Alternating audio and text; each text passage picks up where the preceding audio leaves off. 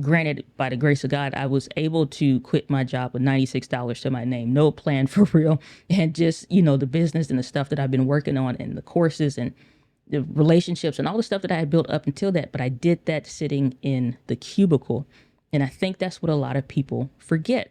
I did build all of those things, and I started to build the foundation of everything that's seen today and experienced today and stuff like that. Those starter steps happened at a bank cubicle.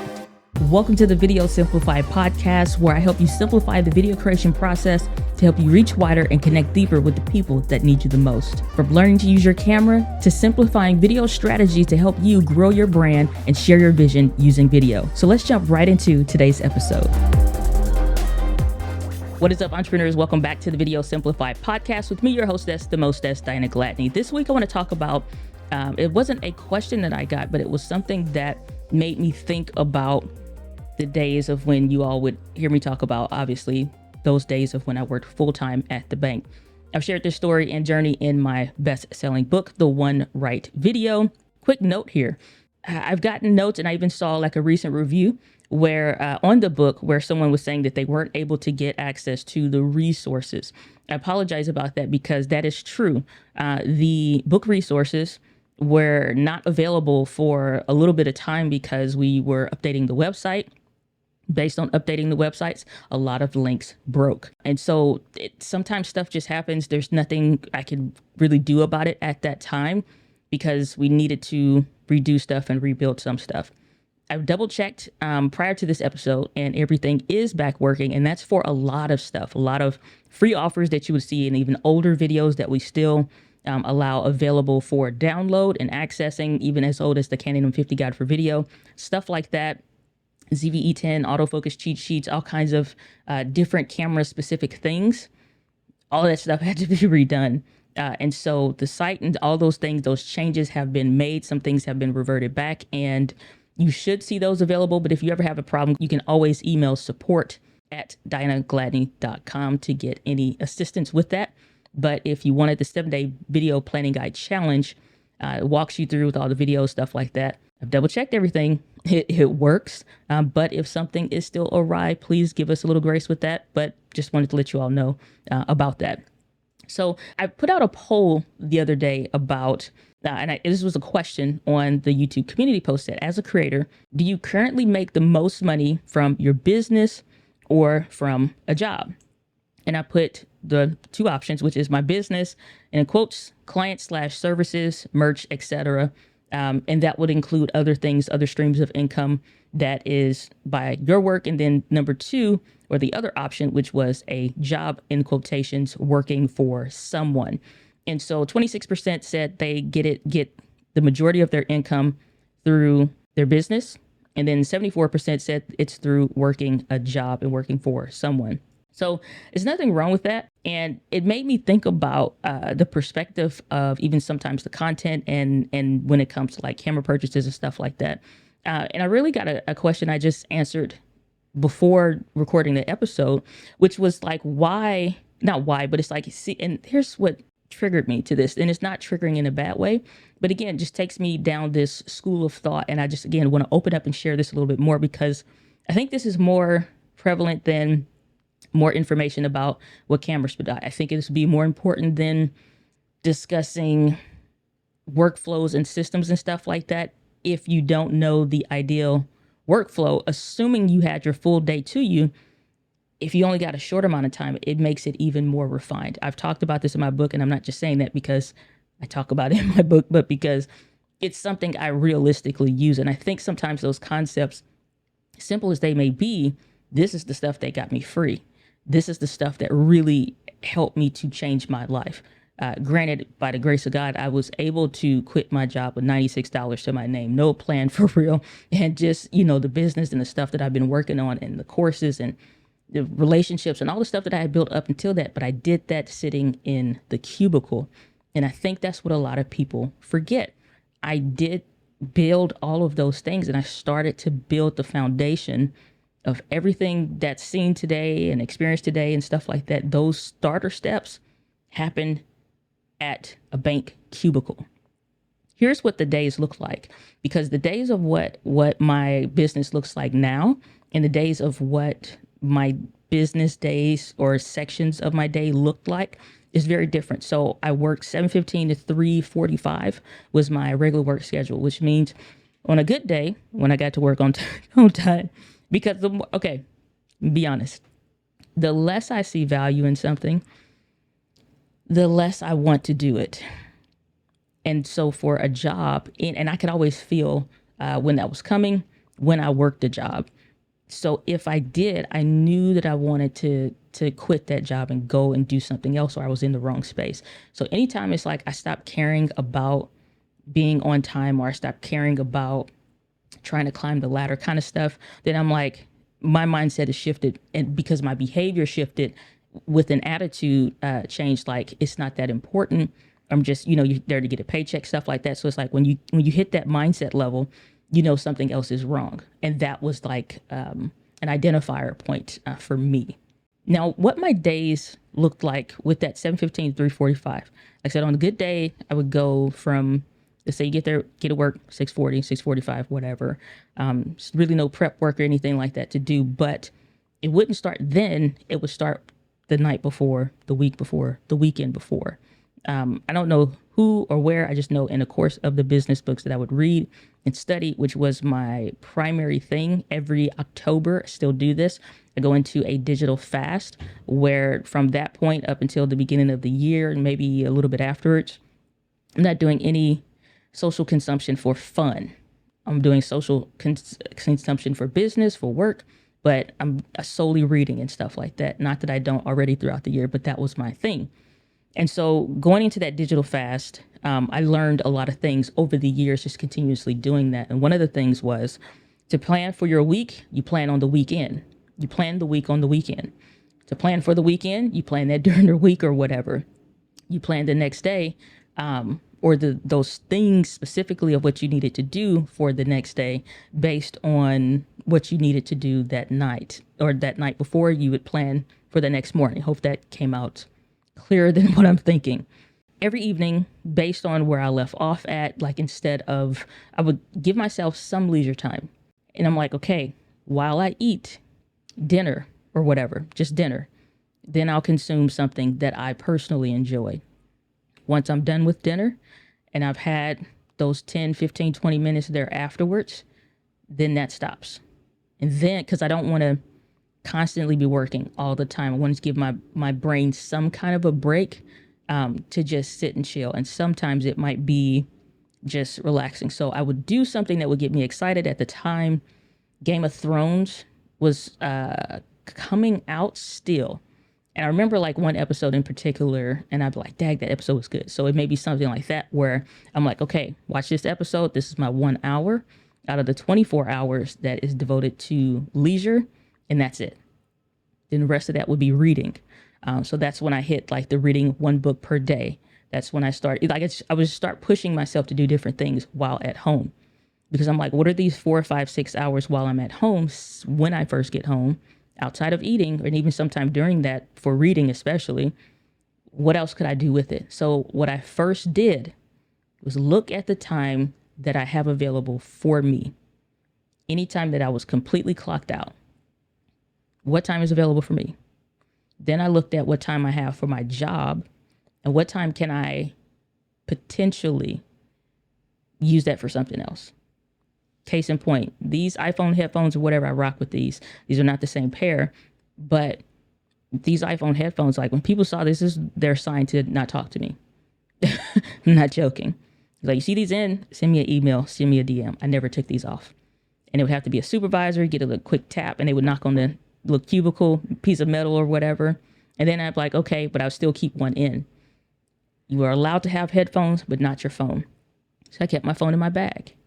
30 hours out of that 38 to 40 hour work week was set to personal development. So it honestly would hit like 32, 33 hours of the week, which means I could do my job autonomous. I didn't need to talk to anybody. So I worked my way from a talking job. It was very simple goals to get to different points to allow myself more time freedom to do the things that would help me build the business. So this first half of this is just really about the time freedom aspect.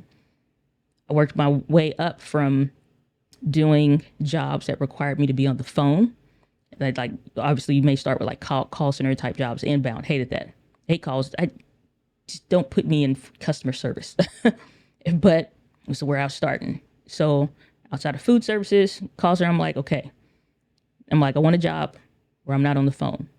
I took the job to get in there making outbound calls. That was better because you're directing the conversation, super short calls. Just needed to get quick account balance stuff or whatever, and that was it. Then I'm like, okay, work my way up to, I was like, what's a job where I don't have to be on the phone?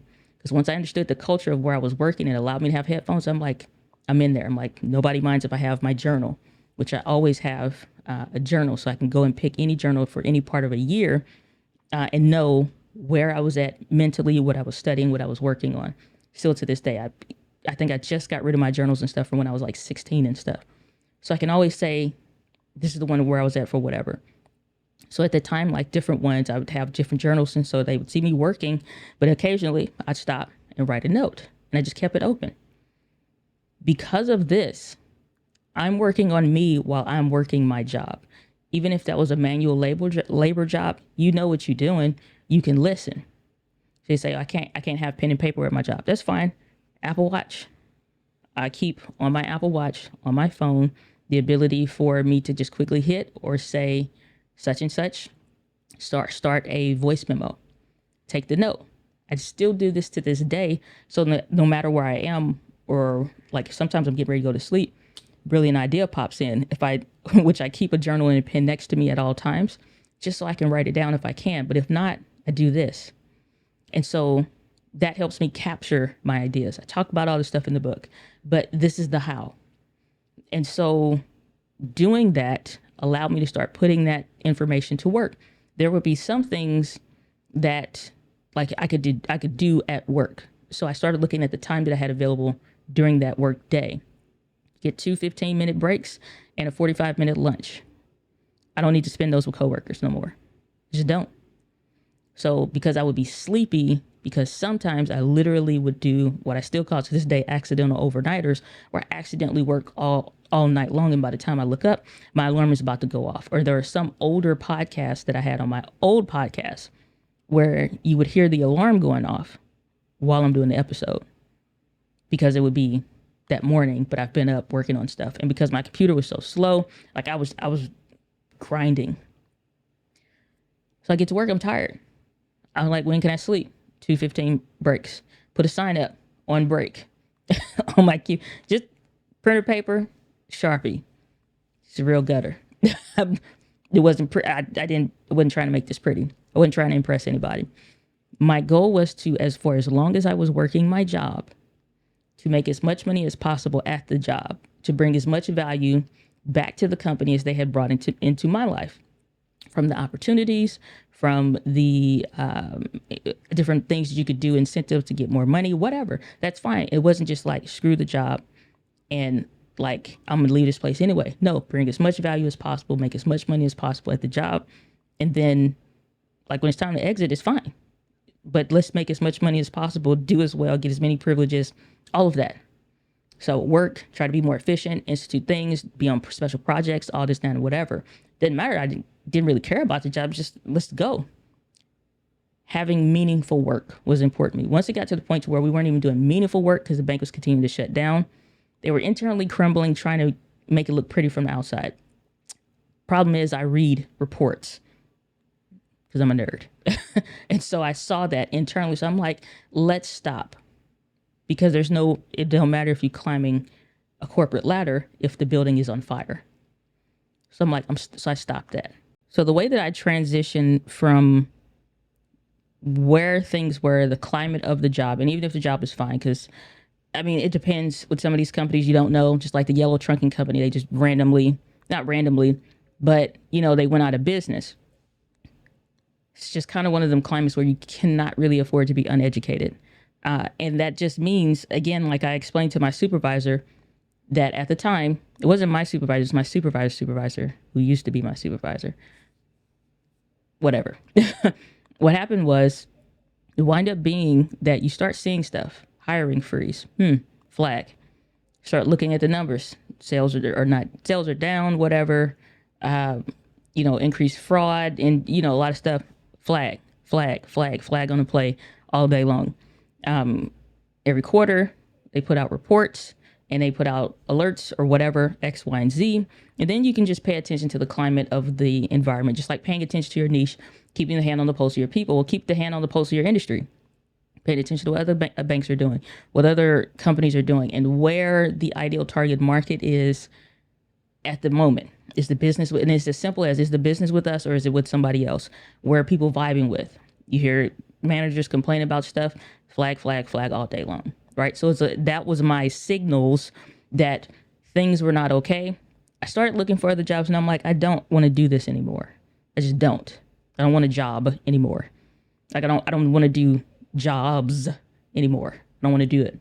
And so this is the part that's really hard. Emotionally, if you're not careful, you start to go down, which is why every single day, personal development nonstop. I don't care if I'm talking to somebody. I can hear you. My full attention is the eye contact. And I'm like, it's like still going in one ear. For those of you that are listening, I took one earbud out because that would be my thing. Yeah, I hear you. And then I'm like, okay, we're done. Put the earbud back in. But I'm constantly feeding my mind because what I needed to do progressively, this is over years also. I'm telling you the last year's detail, but personal development every day. I did this for years. Would you get tired? Yeah, sure. But I'm also tired of this job more. Financially, buying cameras, getting into investments of courses, some courses not paying off, others did really well, as far as like what you learn, but everything means something. Everything is a step. Even just in learning, unfortunately, expensively, that I don't need to pay attention to this. I actually need this, or it reveals this and that, whatever. And some people are really good at sales and marketing, but they're very bad on delivering the product, or they're very bad on delivering what you signed up for. So I get that. That's why I take a real different approach, because when it's like here's the gravity of my prayers at the time. Should I pay rent? Which I have options of stay with somebody else, like family, get another place. It's like credit, mess it up, fix it. It's like these things are repairable. I only get one life. All of this is happening, by the way, after I have my encounter at death's door, after I have the life-saving surgery, after I wake up and I'm like, what's the point of me being here? This is why I had such a radical shift. But ask me questions before, and I'm just like, one day I want to do, like you thinking about in the life of one day. You're living in that season, that space. And I stopped immediately because I'm like, those days are now gone. I only have today. Can I earn today? Well, or because it was as simple as, and not to say this to like buy my book or whatever, but I did go in depth there. Like I said, in a way I really haven't anyplace else. But when you wake up from surgery and you think in your 20s or whatever, you wake up like, I'm going to be fine. Like, get a headache, got a slight migraine I was dealing with overnight or whatever. A little bit there, but it's like, take some migraine medicine. It's going away. And it's like, okay. It's like, that's what I expect. It's going to go away. And keep going. But that wasn't the life that I was going to be living, unfortunately. It was going to come with other things, with the endometriosis. It's a life-changing, debilitating disease. It's going to impact your quality of life, whatever. I'm sitting here right now with a heating pad on. Those of you can see the video. Vibrators on, which is why I care to use the Rodecaster Pro. I've tried other stuff, but I need it for the noise cancellation, for the environmental noise. This is part of that, because I need a heating pad. I need a massager, and this is work. This is daily life. So a lot of times you see it from the chest up, because one, it's convenient. Two, it's a system. And three, I can wear my heating pad. This was me at work too. I had one for at work and I had one for at home. And I'm like, I got to do what I got to do. Transitioning means paying attention to where you're at and what you need right now. So I didn't go out to the Applebee's, the Hangout, the happy hours or whatever. I stopped spending time on lunches and breaks with other people. Occasionally I would, because sometimes you just need a break from yourself at times, or just to be social, whatever. But to get someplace that you've never been, you've heard this before, you have to do things that you've never done. And I was willing to do a bunch of things that I've never done that were uncomfortable, because life was already uncomfortable if I wasn't doing that. So at least these things that I'm doing that are uncomfortable are in the process of, and that's a very important statement that helped me a lot. And I'm going about this the long way, not the short way, because I mean, you can skip this episode if you want to, but I feel like this is more helpful than tip 1, tip 2, tip 3. You know what I mean? So that's why I'm just kind of taking more of a laid back approach for this. So in the process of is what helped saved me from a lot of stuff. And still to this day, when I'm having challenges with things, it's like, that's why I'm journaling. So I'm not just having recurring repetitive thoughts and I'm only thinking the same thoughts over and over, but I'm journaling them. I'm taking action on them. I'm tracking my emotions. I know if I'm dealing with something, if I've gotten over it or whatever, because I can go back and read it. I'm not just going based off of my memory and how I feel and my memories of how I felt. I got it documented, written down. Those of you listening only to the podcast, the video version podcast, I'm holding up my journal, my current one. And so I just would keep them thin because they were always easy, lightweight, ultra light content creator for forever. Audiobooks, great. Podcasts, great, but not randomly. So when it came to the education plan, because this was a huge part, because you have to learn. This is how I found out about Ray Edwards. This is how I found out about Pat Flynn. This is how I found out about Cliff Ravenscraft. This is how I found out about Sean Cannell. This is how I found out about anybody, Roberto Blake. This is how I found out about Jessica Stansberry. I was watching her on the computer at the bank on YouTube, little screen I'd have right there, so I quickly hide it should I need to. If I thought somebody was coming, the mouse is already over the cursor. I'm ready to hide it, because you couldn't have the videos up. They wouldn't mind if you were on break or lunch or something like that, but I'm just like, I'm waxing a lot of people at work, proficiency wise, because I'm doing the best I can. I'm still using my gifts and all this stuff. Cliff Ravenscraft, excuse me, my country slang is coming out, recommended a book by Gay Hendricks called The Big Leap. In this book, he talks about being in your zone of excellence versus your zone of genius. Working at a bank, doing stuff like that. It was a zone of excellence. I was really good at it, really proficient. I could have done well in the career with it. Zone of excellence. My zone of genius, where you're gifted, where you're called, where you know what I'm saying, where you thrive. It's what I'm doing now. It's the kind of stuff that I'm doing now. And I'm like, well, who's going to pay me to do that? Before it was comfortable, I paid for a coach that cost way more than I can afford. Lights would get cut off. The gas would get cut off. Rent may be late. I was in at the time, trying to think, before that, I know when I was at my other place, I was caught up in a payday loan game really bad.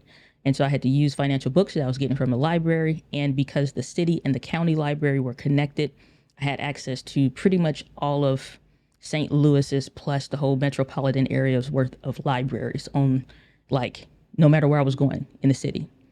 And so based on that, I needed to make sure that I could get access to books, because some of those were only available in the city and some were only available in the county because you can check online.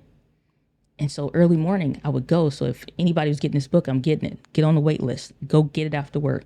People are like, oh, you're going to the Beyonce concert. I care nothing about her. I'm going to the book fair this weekend.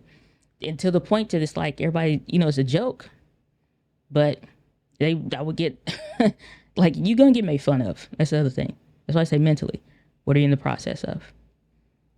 I would get, now people understand, they know how important the book fair is, because it's really something I love and enjoy, but it was like, I'm hungry. And so every year I just have something that I was working on. And so one year maybe learning and focusing on one thing. Like I said, random podcasts and episodes and grabbing information is great, but focusing and harnessing in on where you need to focus is important. And so once I learned about, so obviously money is important. Time, energy, money is always going to be the three most important things. And so I'm thinking money first. Wrong. Because I need to figure out a bunch of other stuff that I'm becoming aware of. That's why I'm listening every day to something.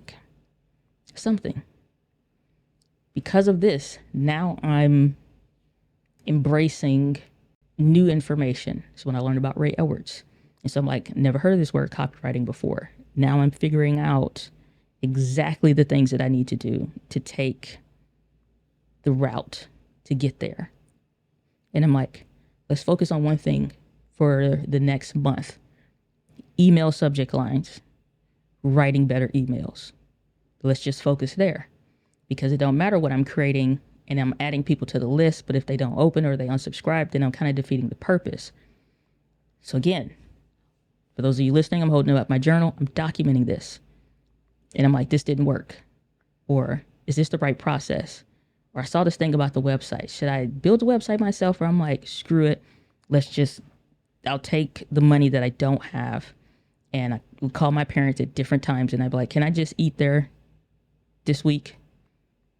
Okay. No questions asked. I'm like, you know what I mean? I'm like, okay. Blessings would come where I didn't have any money. I mean, like nothing. Not even net in the overdraft. And coworkers that I had been generous to, which I just am, just like randomly, I want to get you lunch today, or your favorite food truck is coming, which is fried catfish fillets. It's like your favorite food truck is coming, which was freaking delicious. And, or, you know, they knew when I was, not the reasons why, but they just noticed you're not eating burgers or whatever. And I was just like cleansing, and I was trying to figure out what foods were irritating me, endometriosis wise. So I'm just like, okay, salad, but I can't have too much of that. So it's just like rice and fish. And so I just was doing that. And so people would just be blessing me. Hey, Diana, I know you love coffee. I saw this. I thought of you. Blessings just would start coming in. And it's like, oh, you eating ramen noodles again? It's like, this is the budget I'm on. And he's like, I'm going to get you a burger. Don't eat that. And I'm like, okay. Learning to receive. So you would think that a lot of the stuff of what is required to go from transitioning to the job to working full-time in your business is more strategy, implementing strategy, taking a certain course. But a lot of this was just the day-to-day life stuff. And it's not about making the right big decisions, but it was more about paying attention to the million small decisions, like not spending my lunch with a coworker, or sometimes if spending, like, you know what I'm saying, how paying attention to how I'm investing my time, drives home and to work and in the car, period. Solely personal development. Pull back out my iPod back in the day, because it's completely full of nothing but personal development. Yes, I have a phone, but wasn't always convenient, or like the iPod just made sense. Completely fill it up. I was adding more stuff to it. YouTube has a bunch of stuff. A lot of authors will share their stuff, whether it be on their podcast or whatever. So I just pick a teacher and I'm like, I'm learning from them. Take a course, doing the course.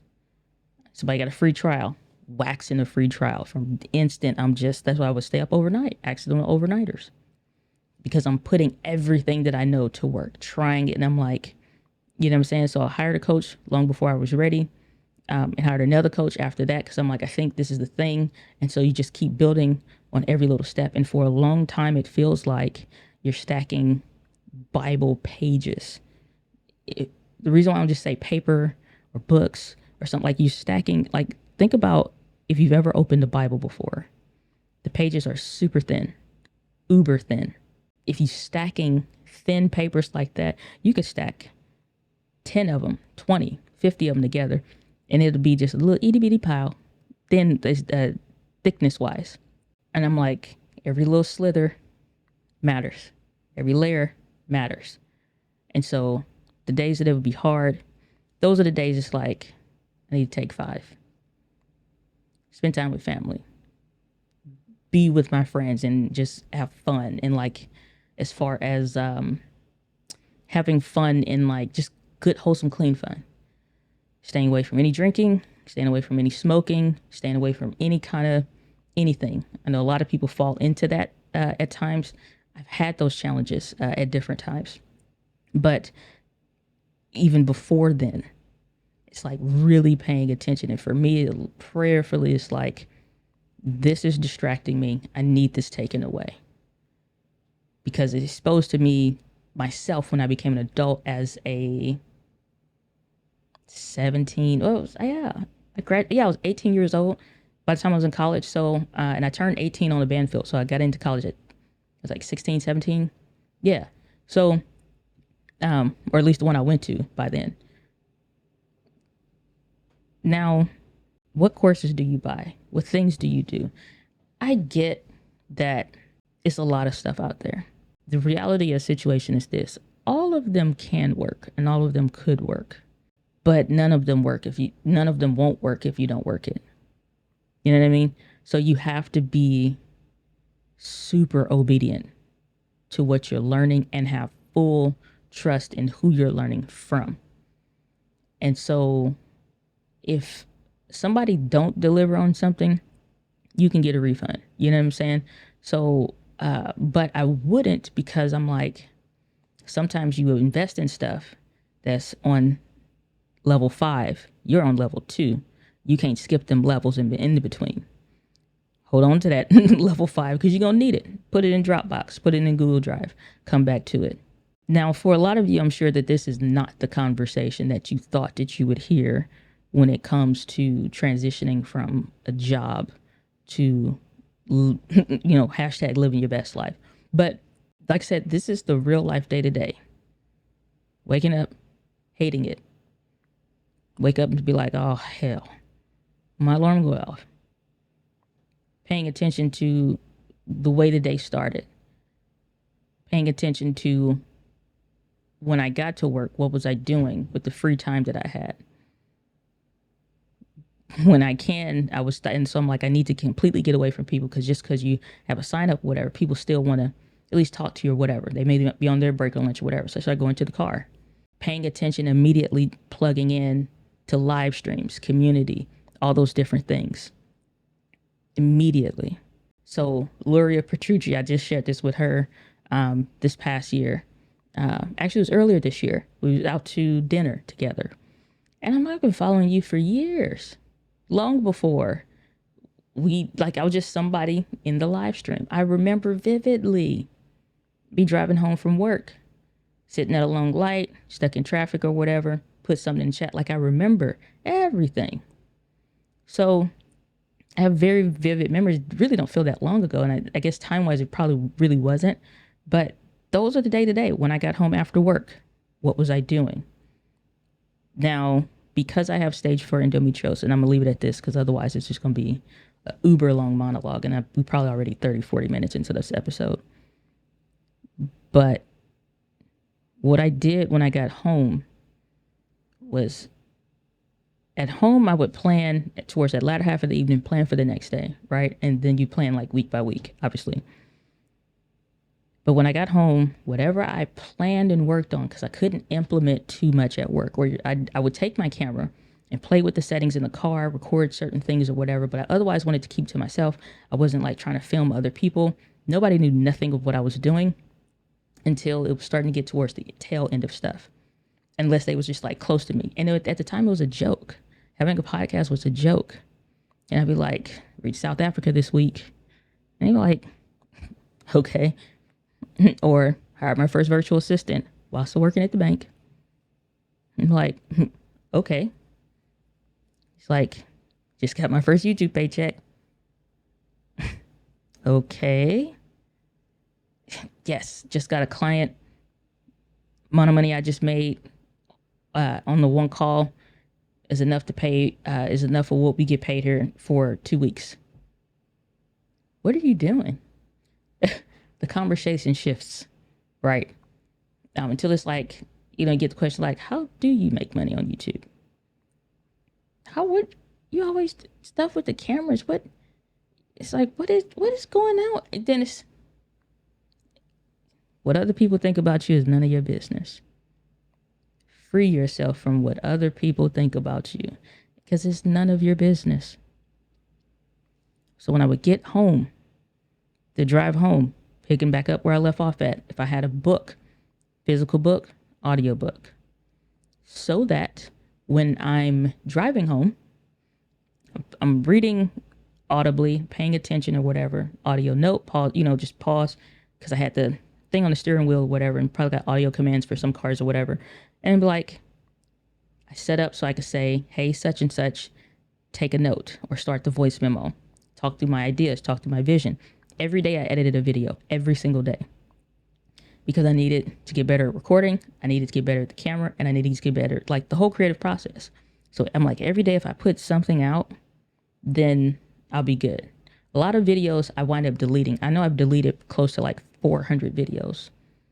So over the course of years, it's like certain ones like take them down, take them down, take them down. And now I just leave it alone. But those older videos is like past the point because I'm like, those suck, those terrible, whatever. And I just unlist them, like delete them. Now I just, if certain ones, it may unlist but not delete. But every day I recorded something. Then I was like, dang, these videos is long as hell, 30, 40 minutes. I'm like, how do I get better? With the stage 4 endometriosis, and to this day, I still do this. The days that I could not physically do anything, like the last 3 days, really just been kind of like on bed rest. Inside, I feel great. I'm like spiritually well, physically down, physically in a lot of pain, physically just like, this blows. But when I physically can't do, I mentally do, which is why my journal is so vital. Because whatever I'm writing, whatever I'm planning, whatever I'm thinking about, I could research on my phone, or whatever. I could look something up. I could take more notes. I could, go through a course. Like you could do anything on your phone. And so I wouldn't try to edit or nothing like that, but I'm just like information, education. So that's what I did also when I was consumed with work. When I can't do, I learn. When I can do, I'm executing. Learn and do was a philosophy long before it came out of my mouth on that live stream some years ago now. When I got home, I would do. And some days I just would have to get through it being in tremendous amount of pain. I've not done an episode this raw. Probably gonna do light editing on this because it's just exhaustive. Because I thought about doing some kind of a process, like I usually do the podcast, keeping real tight. Not this episode. Because some conversations just need to be had, and there's some aspects that it won't really fit per se. I mean, there's always better ways to do something, but I'm just sharing that, sharing it in this way because this is the way I want it to. Unfiltered, no scripts. This was the day-to-day from my interactions with my coworkers, what I did with my downtime, drive time university, even in a car with somebody. On the earbud in, not trying to be rude or nothing, but some rides you're not really talking or whatever. But when I'm present with my family, I'm completely present with my family. When I'm not present with my family, if I'm working, I'm 100% working, and I'm 100% present.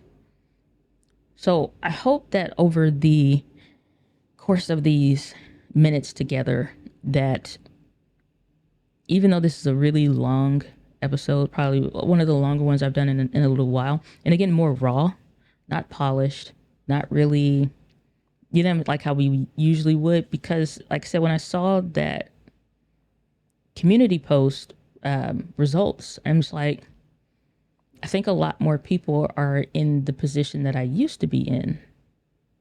That wasn't that long ago, but it's uncomfortable for a time. And even now, I'm pushing through a ceiling. I'm in the process of breaking through another ceiling. Discomfort is always going to be a part of the equation of success. Discomfort is always going to be a part of the equation of success. But your persistence in your purposeful work is just one of the many factors that determines if you actually break the glass or not of that ceiling that sometimes is above your head, whether it's a condition that you create, that's a problem, or whether it's an external condition that you have to deal with. But either way, I'd love to end all of my episodes. The winds of life blows on us all, but it is how you set your sails. That's how I set my sail so that I could transition out of the job. That was the day-to-day. That's from Believe It for this week's episode. I hope that this, for those of you, hopefully it resonated and it was more helpful. Just having more of that conversation and just a bit more of a longer fireside chat. That, guys, with a passion and as a love to end all of my episodes, the winds of life blows on us all. With that, guys, with passion, I'll see you on the next episode of the Video Simplified podcast. Take care. Thanks for tuning into this week's episode, but the value doesn't stop there. For more in-depth trainings, courses, and growing your brand using video, join the Video Simplified community at videosimplified.live.